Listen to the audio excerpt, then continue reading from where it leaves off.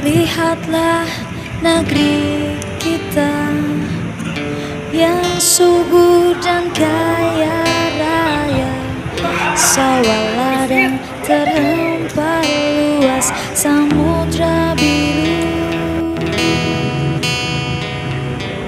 Saya Partai Muhammadiyah? Enggak. Kata Partai Umat, kami juga Muhammadiyah. Kata PBB, PKS, kami juga Muhammadiyah. Jadi susah. Yang paling gampang partai buruh. Buruh bener nggak pilih partai buruh? Terus saya kecilin lagi, jangan buruh total. Kalau buruh total pasti menang. PDIP juga kalah, tapi survei jadi tidak masuk akal. Susenas, Kang Asep pakai Susenas. Susenas itu 57,8 juta. Jangan Kak.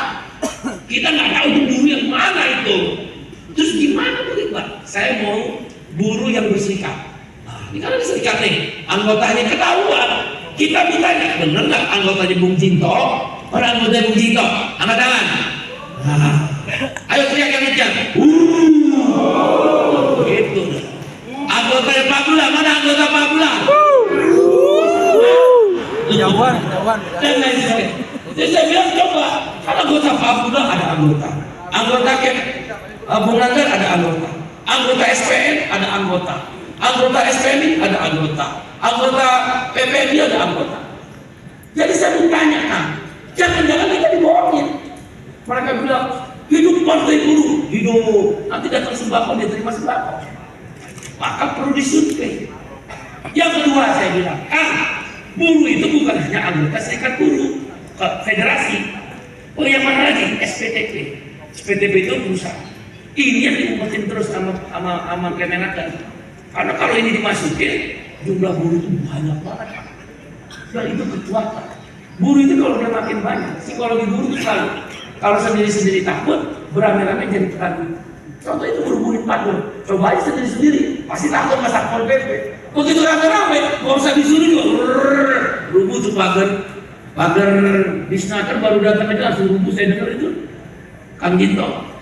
Itu buruh itu gitu. Makanya buruh kalau udah capek pulang ke rumah nyetel lagu dangdut RT 5 RT 2 betul Pak, betul ya, emang begitu nasib buruh. Tapi kalau di luar sana di Eropa, saya kasih tahu sama kamu ya, misal contoh Partai Labour Party dari Inggris, dia penentu. ALP, Australian Labour Party, yang sekarang Perdana Menterinya dari buruh metal, namanya Anthony Albanese, dia penentu. Partido dos Trabajadores, sama miskinnya lah dengan Indonesia. Padahal nggak ada apa-apanya Brazil, seujung kuku. Karena Indonesia nomor 7 terkaya di dunia.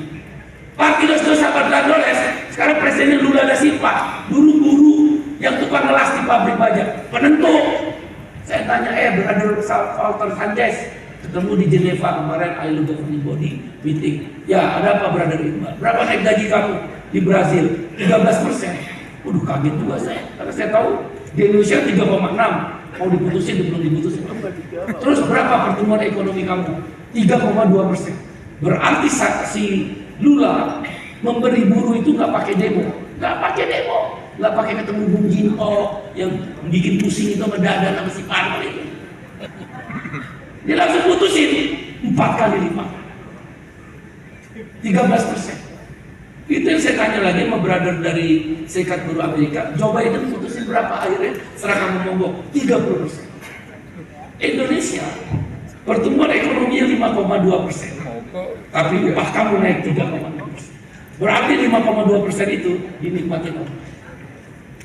Dan kamu nombok, saya berani bertaruh, pasti kamu nombok. Saya habis ditanya sama Kompas dan Reuters, surat kabar dari Amerika. Saya bilang, ke depan 2024 masa depannya suram. Di mana buruh mempunyai daya beli? 3,6 itu dia nombok. Jakarta telah diumumkan, survei biaya hidup di Jakarta dan sekitarnya, kan ada Jawa Barat juga tuh, Bogor, Depok, Bekasi, Kerawang, Purwakarta. Jakarta and surroundings sekitar, biaya hidup dia kata BPS. Ini BPS yang ngomong, pemerintah sendiri kok yang ngomong. Biaya hidup 15 juta. Memang satu istri satu anak, satu istri satu suami 2 anak. Sekarang saya bertanya, buruh yang bekerja di atas 1 tahun dengan 1 istri atau 1 suami, 2 anak, banyak nggak? Banyak nggak? Menerima upahnya upah apa? Berapa upahnya? Upah minimum. Berarti buruh udah pasti, udah pakai hitung-hitungan, segoblok-goblok orang nggak tahu. Berapa sekarang upah minimum di Kota Bekasi deh? Kerawang berapa? 5.065.000 ya. 5.065.000, biaya hidup 15 juta. Nombor 10 juta. Saudara, saya bertanya, karena kamu tadi itu oleh BI dan oleh negara. Dan karena itu saya ngomongin, Kang Asep akhirnya menyampaikan ke saya berita gembira. Tapi nanti kita rilisnya tanggal 3 Januari. Biar kelepok-kelepok tuh partai yang selama ini menghancurin partai buruh. Alhamdulillah, Kang Asep mengatakan survei elektabilitas partai buruh itu survei ada angka nyata ilmiah dan dilakukan tanpa diarahkan. Survei partai buruh, kalau pemilu dilakukan hari ini, survei partai buruh 4,78%.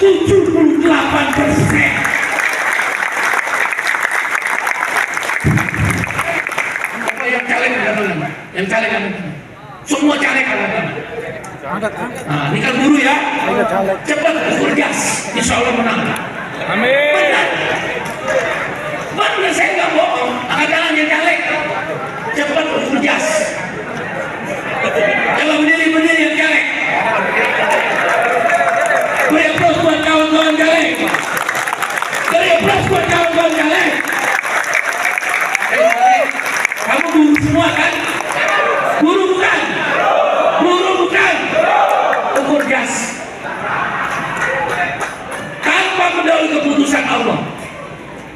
Dengan izin Allah, izin Tuhan, izin Sang Yang Widi. Isyadu kau perhatikan, dari surveinya internal partai buruh yang ilmiah, DPRD Provinsi Jawa Barat akan ada 1 fraksi DPRD. Bisa bersabar sedikit? Bisa bersabar? Sabar. 10 menit menentukan perubahan Indonesia oleh namanya Jawa Barat. Saya tunjukin maka. Mana lampunya mati dong? Ada pointers? Ada ya? Kebiasaan. Ya, matiin ya. Mati. Mati lagi. Jangan keluar dong, jangan ada yang keluar. Ayo, kita dengerin 10 menit lagi. Matiin. Terus.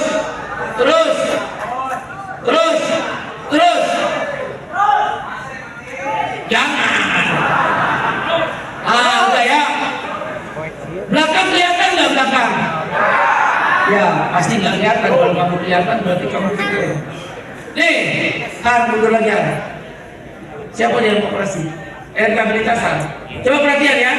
Ada yang kiri, ada yang kanan kamu perhatiin, ada yang kiri kamu perhatiin. Rehabilitasan. Nah, stop.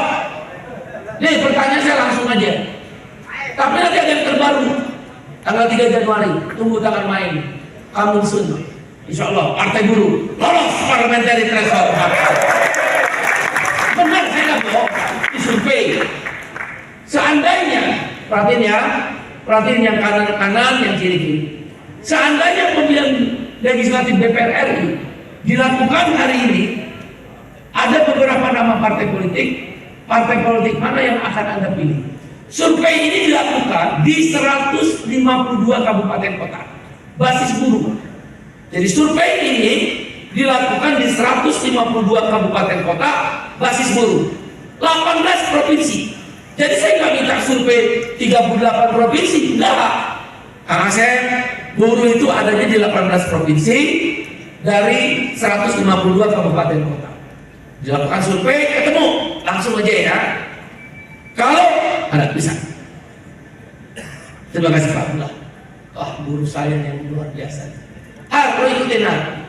Kalau pemilu saat ini ditanya kepada buruh 1.200 respon, buruh, Kalau hari ini pemilu, parpol mana yang kamu pilih? Buruh ya, buruh di 18 provinsi, 152 kabupaten kota. 67%, 67,8% buruh memilih Partai Buruh di elektabilitas. Nah, karena survei ini survei yang benar, ada juga buruh yang milih PDIP. Ini ayam contohnya. 7,4% responden memilih PDIP. Kemudian 5 yang menciptakan undang-undang omnibus law tetap dipilih. Dugaan saya ini kader militan. Kalau kader militan itu nggak bisa digoyain. Jadi buruh dia udah wah turun temurun deh. Mungkin dia dapat wangsit juga. Kemudian yang milih mana nih? Yang milih Gerindra 5,7%. Jadi Gerindra jangan sok-sokan. Apalagi PKS. Kan PKS saya kan internal ya, bukan mau nyerah. Kan kader Gerindra bukan PKS, buruh tetap milih Gerindra. Siapa bilang sih cuma 5,7%? Yang milih Partai Buruh 67,8%. Yang milih PKS cuma 1,3% buruh. Buruh ya, buruh bukan rakyat. Bukan rakyat, buruh. Bisa nggak? Bisa. Bisa mau survei anak Gen Z milih partai apa, tapi susah Anda. Gimana cari responden Gen Z-nya? Atas dasar apa itu kamu tentuin Gen Z? Bisa, tapi biasnya akan panjang. 5 juta, perhatiin ya, biar kamu pinter. Saya ngerti kamu statistik nggak ngerti lah, saya ngerti. Ya, tapi lama-lama bisa ngerti. Ya, yang penting Partai Buruh menang, udah gitu aja. Ya, menang lah, kajian helak lah. Kemudian jumlah pemilih tetap 204 juta di KPU. Nah ini Partai Buruh, partai lain nggak punya. Partai Buruh bisa ngitung dengan matematika pemilu. Katinsus Bang Said Saludin. Partisipasi pemilih 2024 ya, bukan 2019. Yang kanan lihat kanan ya, itu yang merah-merah ya. Perhatiin, itu 167,9 juta pemilih. Nah ini yang paling penting. Kalau udah tahu suara sah nasional, kita bisa ngitung. Suara sah nasional itu 149,9 juta. Ini datanya Katinsus Partai. Nah tadi di 18 provinsi ya, di 152 kabupaten kota, buruh yang berserikat tuh jadi anggota federasi, jadi anggota SPTP, masih kerja, tapi tidak berserikat, masuk juga di sini responden. Terus pernah kerja, karena di sini ada coba masuk yang di status pekerjaan, biar kamu tahu di survei nggak main-main, bukan survei abal-abal. Terus status terus. Nah ini dia. Ini kamu lihat respondennya. 41,17 ini buruh pabrik, ini berserikat nih. Yang nganggur, dugaan saya dulu dia kerja tapi dipecat. Makanya 18,5% respondennya. Responden itu orang yang ditanya oleh lembaga survei. Itu maksudnya responden. Kemudian ibu rumah tangga, ini dugaan saya dulu buruh perempuan, dia dipecat, nggak kerja lagi. Atau dia ibu rumah tangga, suaminya kerja. Total tiga status pekerjaan ini 79%. Artinya respondennya udah benar. Nah, balik lagi ke belakang. Terus berapa elektabilitas?